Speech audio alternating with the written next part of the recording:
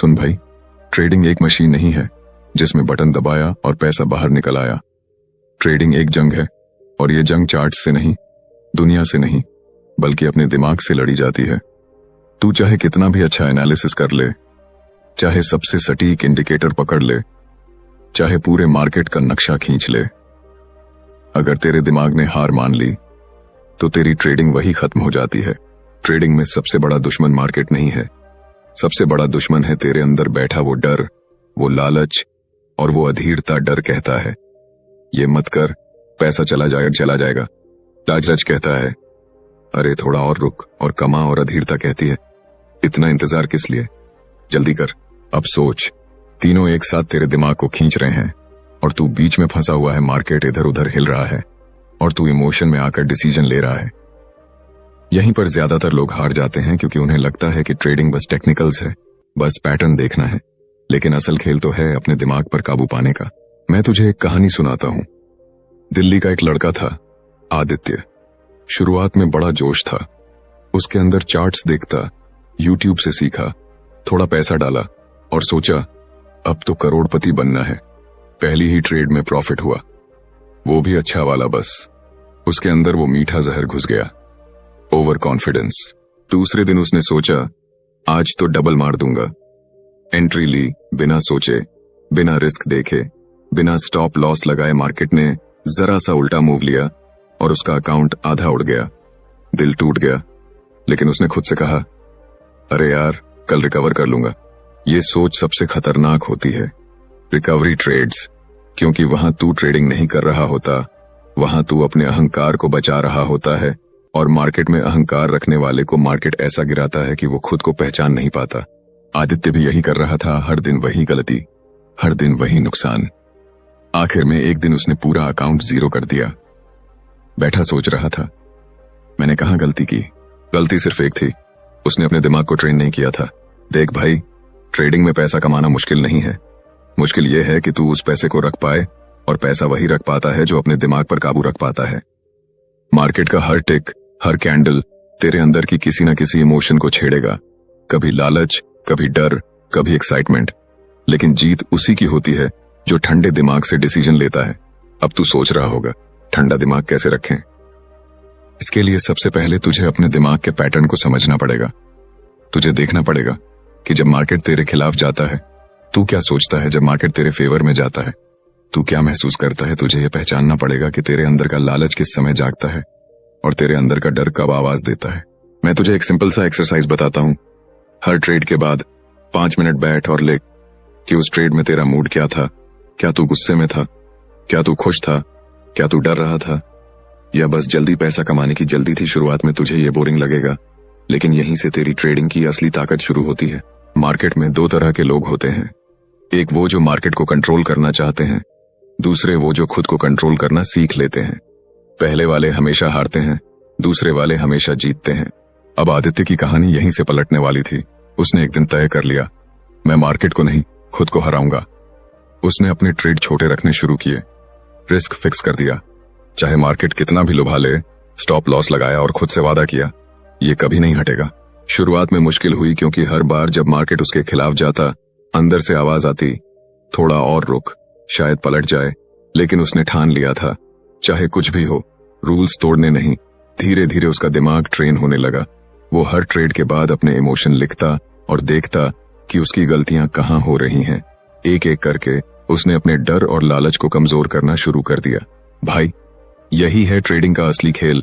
Charts और patterns तो हर कोई सीख सकता है, लेकिन अपने दिमाग को कंट्रोल करना ये सिर्फ कुछ लोग कर पाते हैं, और वही लोग लंबे समय में जीतते हैं। जब आदित्य ने अपने रूल्स तोड़ना बंद किया तो शुरुआत में उसे अजीब सा महसूस हुआ, क्योंकि पहले वो मार्केट को अपना खेल का मैदान समझता था।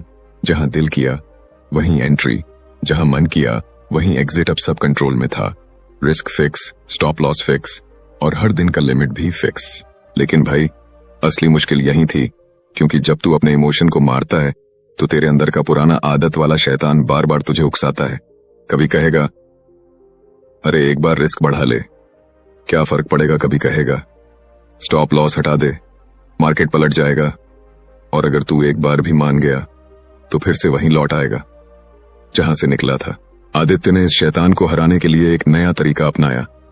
उसने ट्रेडिंग को गेम समझना बंद कर दिया और इसे बिजनेस की तरह ट्रीट करना शुरू किया। उसने सोचा, अगर मैं एक रेस्टोरेंट चलाऊं तो क्या मैं रोज मेन्यू बदल दूंगा? क्या मैं कस्टमर को जैसे तैसे खाना परोस दूंगा? नहीं ना। तो फिर ट्रेडिंग में भी रोज डिसीजन बदलना, रूल्स तोड़ना, ये क्यों? उसने अपना ट्रेडिंग मैनुअल बनाया जिसमें लिखा था कब एंट्री करनी है, कब एग्जिट, कितना रिस्क लेना है और कब बिल्कुल ट्रेड नहीं करना है। ये मैनुअल उसका बाइबल बन गया। उसने तय कर लिया, चाहे जो हो, इस मैनुअल से बाहर नहीं जाऊंगा। वो एन निश्चय है। अब जब मार्केट चलता था, आदित्य का ध्यान सिर्फ चार्ट पर नहीं, अपने दिमाग पर भी होता था। वो नोट करता था, अभी डर लग रहा है, क्यों? अभी लालच आ रहा है, क्यों? धीरे धीरे उसे अपने दिमाग के पैटर्न दिखने लगे। एक दिन की बात है, मार्केट में एकदम तेज मूव आया और सब ट्रेडर्स उछल पड़े। सोशल मीडिया पर हर जगह स्क्रीनशॉट, देखो कितना कमा लिया। आदित्य के अंदर भी एक चिंगारी उठी, अगर मैं अभी कूद जाऊं तो मैं भी बड़ा मार सकता हूं। लेकिन उसने खुद को रोका। उसने कहा, यह मैनुअल में नहीं है, यह डिसीजन लालच से आ रहा है, लॉजिक से नहीं। और भाई, जैसे ही उसने एंट्री नहीं ली, मार्केट ने पलटी मारी और गिरा दिया उन सबको जो लालच में आए थे। उस दिन आदित्य ने पहली बार अपने ऊपर गर्व महसूस किया, क्योंकि ये जीत पैसे की नहीं थी, ये जीत अपने दिमाग पर थी और यही जीत असली होती है। अब तू सोच रहा होगा, क्या आदित्य अब हर ट्रेड जीतने लगा? नहीं भाई, हार अभी भी होती थी, लेकिन फर्क ये था कि अब उसकी हार कंट्रोल में थी। वो छोटे छोटे नुकसान लेता, लेकिन बड़े नुकसान से बचता, और जब जीतता तो उतना ही लेता जितना प्लान में था, न कम न ज्यादा। आदित्य ने एक और चीज सीखी, नो ट्रेड डे। पहले उसे लगता था कि हर दिन ट्रेड करना जरूरी है, लेकिन अब उसे समझ आया कि असली ताकत तब है जब तू सही मौके का इंतजार कर सके। उसने ऐसे दिन चुने जब मार्केट साफ नहीं था, और उन दिनों वो कुछ नहीं करता था। शुरुआत में मुश्किल था, लेकिन धीरे धीरे ये उसकी आदत बन गई। धीरे धीरे उसका कॉन्फिडेंस बढ़ने लगा। अब वो हर ट्रेड को एक सर्जन की तरह लेता। जैसे सर्जन ऑपरेशन से पहले पूरी तैयारी करता है, वैसे ही आदित्य ट्रेड से पहले तैयारी करता, चार्ट देखता, रिस्क देखता और दिमाग को शांत करता, और फिर एंट्री करता, बिना किसी जल्दी, बिना किसी डर के। आदित्य को अब यह भी समझ आ गया था कि मार्केट में सही होना जरूरी नहीं, पैसे में रहना जरूरी है। मतलब अगर तेरी स्ट्रैटेजी 10 में से 6 बार सही है और तू रिस्क मैनेज कर पा रहा है तो तू जीत सकता है। तुझे 100% सही होने की जरूरत नहीं है, तुझे सिर्फ 100% डिसिप्लिन की जरूरत है। आदित्य अब उस लेवल पर पहुंच चुका था जहां मार्केट में उसके दिन चैन से बीतते थे। न डर, न लालच, न जल्दबाजी, बस एक ठंडा, सोच समझा, डिसिप्लिन वाला दिमाग। लेकिन भाई, जिंदगी में एक वक्त ऐसा आता है जब तेरा सफर सिर्फ तेरे लिए नहीं होता, जब तू जो सीख चुका है वो दूसरों तक पहुंचाना जरूरी हो जाता है। आदित्य के साथ भी यही हुआ। उसके कुछ पुराने दोस्त थे जो उसी तरह की गलतियां कर रहे थे जैसी कभी आदित्य करता था। रात को मैसेज आते, भाई आज फिर पूरा अकाउंट उड़ गया यार, स्टॉप लॉस हटा दिया था, अब पछता रहा हूं, मार्केट समझ में नहीं आता, बस नुकसान ही नुकसान।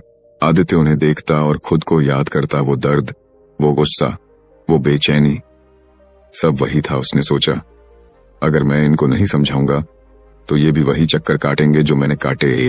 एक दिन उसने अपने घर पर 3 दोस्तों को बुलाया, टेबल पर चार्ट खोल दिया और सबसे पहले एक कागज पर बड़ा सा शब्द लिखा, दिमाग।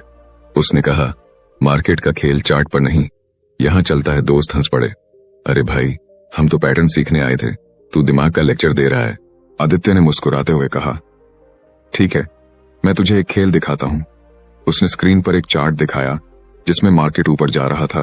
फिर उसने पूछा, अब बताओ यहां तुम क्या करोगे? सबने कहा, अरे भाई, बाय करेंगे, ऊपर जाएगा। आदित्य ने क्लिक किया और अगले कैंडल में मार्केट धड़ाम से नीचे। सारे दोस्त हक्का बक्का। फिर आदित्य ने कहा, यही होता है मार्केट में, तेरे दिमाग को लगता है कि अभी जो हो रहा है वही आगे भी होगा और इसी सोच में तू फंस जाता है। उसने उन्हें समझाया कि ट्रेडिंग में जीतने के लिए सबसे पहले अपने दिमाग को ट्रेंड के जाल से निकालना होगा।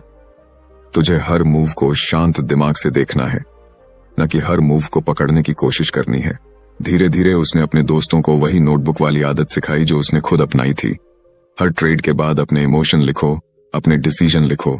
शुरुआत में उन्हें भी बोरिंग लगा, लेकिन जब उन्होंने अपने अंदर के पैटर्न देखने शुरू किए तो सब चौंक गए। एक दोस्त था रवि, वो हर बार मार्केट में बड़ा रिस्क ले लेता था और जब नुकसान होता तो डबल करके रिकवर करने की कोशिश करता। आदित्य ने उसे बताया, ये तू ट्रेडिंग नहीं, जुआ खेल रहा है और जुए में सिर्फ एक बार जीत होती है, बाकी सब हार होती है। दूसरा दोस्त था इमरान। उसका दिमाग हमेशा डर में रहता था। एंट्री लेते ही घबराना, थोड़ा सा माइनस आते ही कट जाना। आदित्य ने कहा, अगर तू अपने स्टॉप लॉस पर भरोसा नहीं करेगा तो मार्केट पर कैसे करेगा। तीसरा दोस्त था सुमित। वो दिन में 20-25 ट्रेड कर देता, बस बटन क्लिक करने में मजा आता। आदित्य ने उसे समझाया, ये बटन गेम नहीं है, हर ट्रेड तेरी पूंजी का एक टुकड़ा है। अगर तू यूं ही फेंकेगा तो एक दिन हाथ खाली रह जाएगा। तो एक दिन, कुछ महीने बीते और धीरे धीरे आदित्य के दोस्तों में बदलाव आने लगा।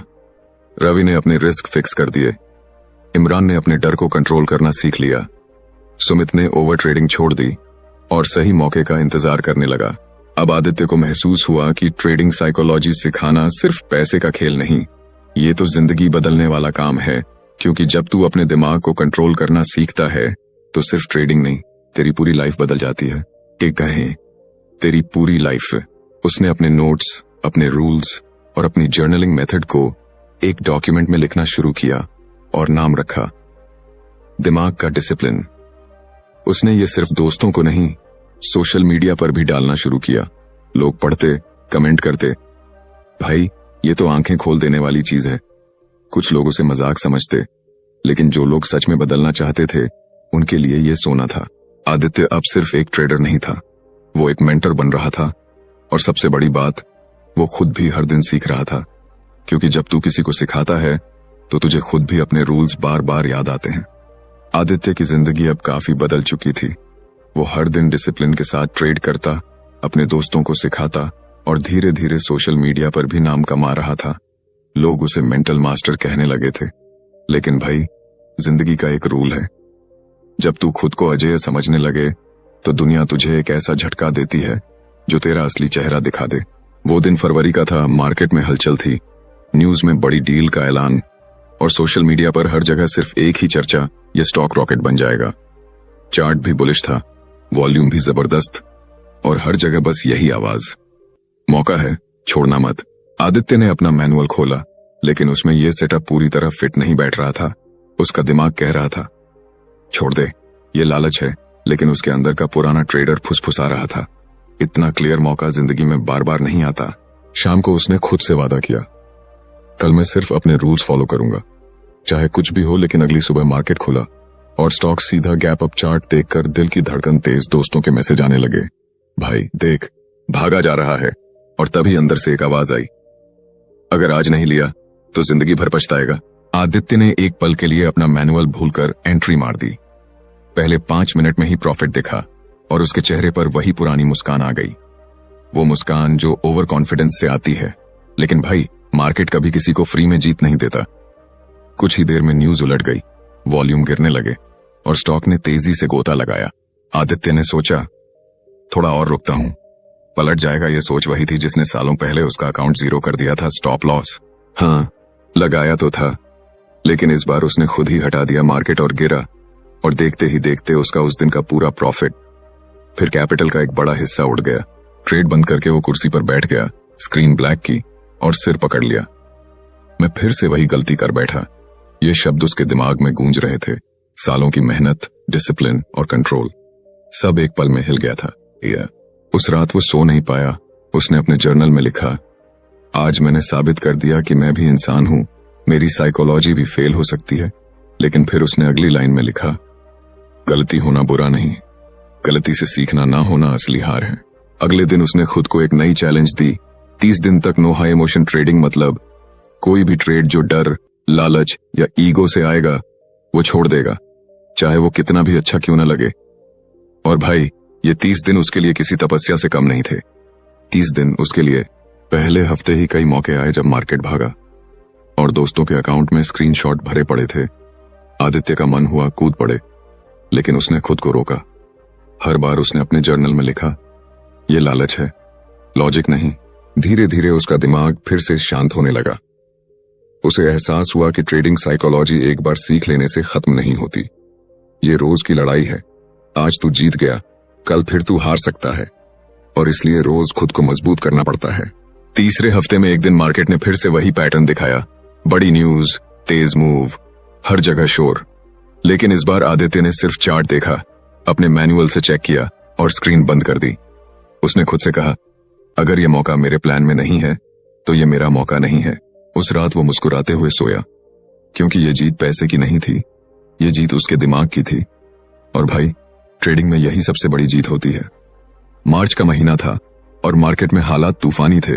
हर तरफ अनिश्चितता, बड़े बड़े स्टॉक्स एक दिन में 10% ऊपर, अगले दिन 8% नीचे, न्यूज चैनल लाल और हरे ग्राफ से भरे हुए, और सोशल मीडिया पर बस यही आवाज, भाई ये मौका है, कूद जा, आज अगर नहीं कमाया तो कब कमाएगा। लेकिन आदित्य अब पुराना आदित्य नहीं था। उसके दिमाग में अब एक अलग शांति थी। वो हर चार्ट को ऐसे देखता जैसे कोई सर्जन ऑपरेशन से पहले मरीज की हालत देखता है। कोई जल्दबाजी नहीं, कोई घबराहट नहीं, बस ठंडा एनालिसिस। उसने अपने लिए 3 गोल बनाए। पहला, हर ट्रेड से पहले सिर्फ लॉजिक और डेटा देखना। दूसरा, इमोशन आते ही रुक जाना। तीसरा, अगर मार्केट साफ नहीं है तो स्क्रीन बंद कर देना। पहले हफ्ते में ही उसका असली टेस्ट आ गया।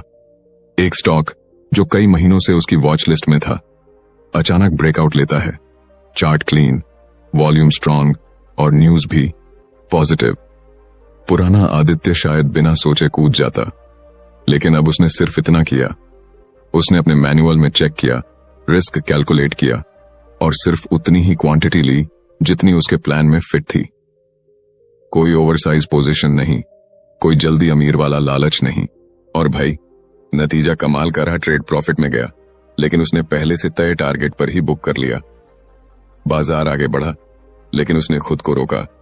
उसने खुद से कहा, मैं हर पैसे का पीछा करने नहीं आया, मैं सही पैसे का इंतजार करने आया हूं। इस एक ट्रेड ने उसके अंदर एक नया विश्वास भर दिया।